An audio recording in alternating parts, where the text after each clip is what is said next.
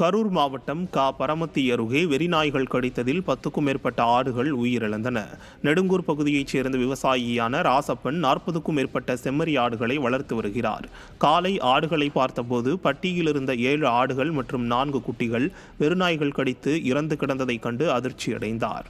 மேலும் 5 ஆடுகள் காயங்களுடன் மீட்கப்பட்டன.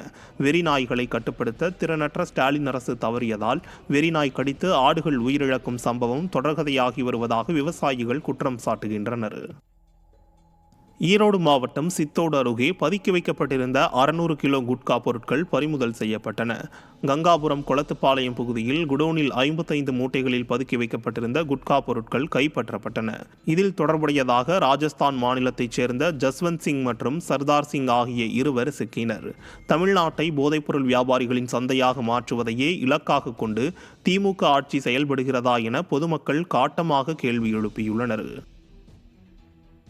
காஞ்சிபுரம் மாவட்டம் சுங்குவார் சத்திரம் அருகே விஏஓ வீட்டில் 25 சவரன் தங்க நகை திருடப்பட்ட வழக்கில் இளைஞர் பிடிபட்டார்.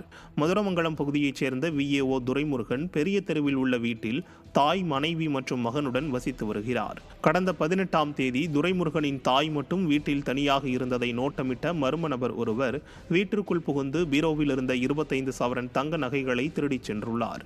இந்த வழக்கில் விசாரணை நடைபெற்று வந்த நிலையில் அதே கிராமத்தைச் சேர்ந்த கௌதமன் என்பவர் தற்போது பிடிபட்டுள்ளார். அவரிடமிருந்து கொள்ளையடிக்கப்பட்ட 25 சவரன் நகைகளும் கைப்பற்றப்பட்டது. ஸ்டாலின் ஆட்சியில் குற்ற சம்பவங்கள் அதிகரித்துள்ளதாக பொதுமக்கள் குற்றம் சாட்டுகின்றனர்.